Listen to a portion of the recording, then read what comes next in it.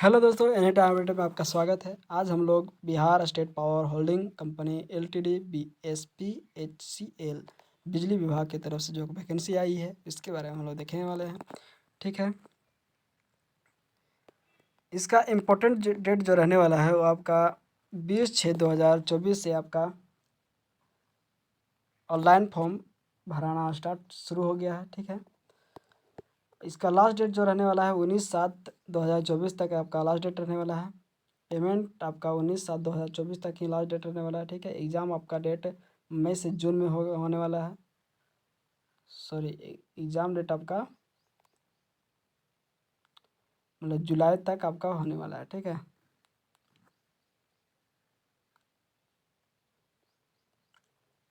वहीं अप्लीकेशन फ़ी की बात कर लेते हैं। जनरल बीसी और ईबीसी के लिए 1500 रहने वाला है। एससी एसटी में आपका 375 रुपया रहने वाला है। ठीक है, एप्लीकेशन फ़ी लगने वाला है 1500 रुपया, मतलब जनरल बीसी और ईबीसी के लिए रहने वाला है। ठीक है, एससी एसटी के लिए 375 रुपया रहने वाला है। ठीक है, एज लिमिट की बात कर लेते हैं। एज लिमिट आपका मिनिमम एज 18 ईयर होना चाहिए for technician grade 2 and junior electrician engineering.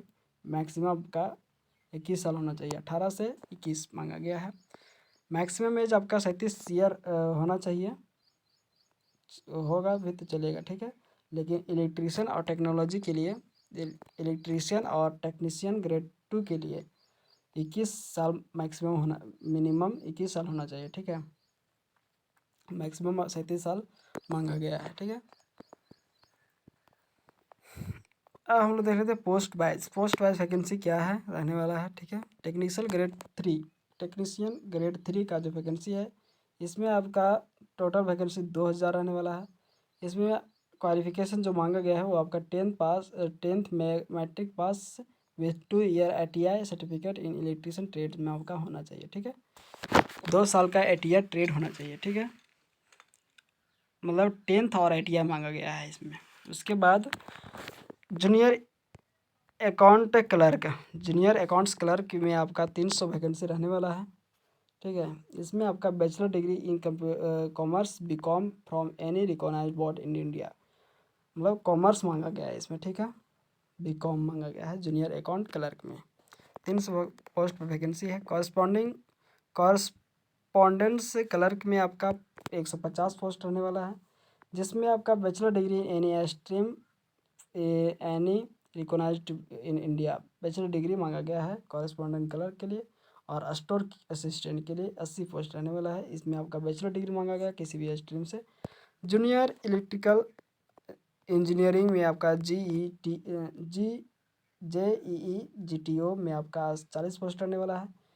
इसमें आपका डिप्लोमा इन इलेक्ट्रिकल मांगा गया है, engineering from any recognised institute in India मांगा गया है। ठीक है, आपका डिप्लोमा इन इलेक्ट्रिकल में आपका होना चाहिए, electrical engineering from any recognised institute of India. ठीक है, डिप्लोमा मांगा गया है इसमें junior electrical engineering JEE GTO में। ठीक है, असिस्टेंट एग्जीक्यूटिव इंजीनियर GTO में आपका BE या बीटेक डिग्री इन इलेक्ट्रिकल मांगा गया है।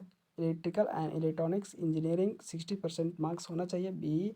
BC और ABC के लिए 55% मार्क्स होना चाहिए। SC ST के लिए 50 मार्क्स होना चाहिए। 40 पोस्ट पर वैकेंसी निकल के आई है। ठीक है, अब हम लोग देख लेते BSPHCL various post exam category wise vacancy देख लेते हैं। इसमें टेक्नीशियन ग्रेड 3 में जो वैकेंसी है उसमें आपका टोटल 2000 रहने वाला पोस्ट रहने वाला है। इसमें आपका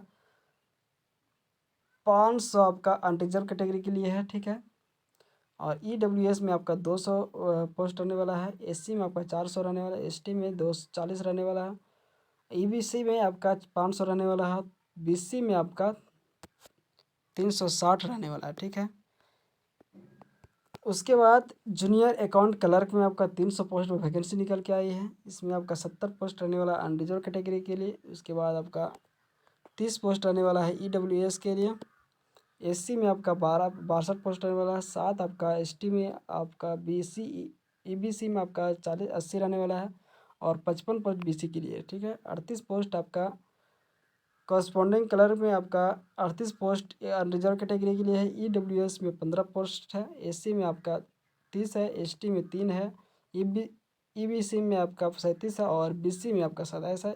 टोटल इसमें 150 पोस्ट है। ठीक है, 150 पोस्ट है। स्टोर कीपर में आपका 180 पोस्ट है, जिसमें आपका अनरिजर्व में 20 मांगा गया है और 8 आपका मांगा गया है EWS में 8, AC में आपका 16, ST में 2 और EBC में आपका 20 है, BC में आपका 14 है और टोटल इसमें 80 पोस्ट वैकेंसी है। उसके बाद आपका 40 पोस्ट वैकेंसी है जूनियर इलेक्ट्रिकल इंजीनियर में आपका, इसमें आप अनरिजर्व में एक भी पोस्ट नहीं है। EWS में आपका 4 पोस्ट रहने वाला है, ठीक है। उसके बाद 12 पोस्ट रहने वाला है AC में, 2 पोस्ट ST में, 12 पोस्ट रहने वाला है आपका EBC में और BC में आपका 10 पोस्ट रहने वाला है, ठीक है। असिस्टेंट एग्जीक्यूटिव में आपका 40 पोस्ट रहने वाला है, जिसमें आपका 25 अनरिजर्व कैटेगरी के लिए, 4 आपका रहने वाला है OBC के लिए, सॉरी EWS के लिए 0 आपका एक भी पोस्ट नहीं रहेगा आपका AC में आपका एक भी पोस्ट नहीं है। उसके बाद ST में 2 पोस्ट है और ST में 2 पोस्ट है और EBC में 2 पोस्ट है और 7 पोस्ट आपका BC में, ठीक है। टोटल 40 पोस्ट है। धन्यवाद दोस्तों। ऐसे ही वीडियो को अपडेट पाने के लिए सब्सक्राइब करें हमारे चैनल एनी टाइम अपडेट को, लाइक एंड शेयर करें। धन्यवाद।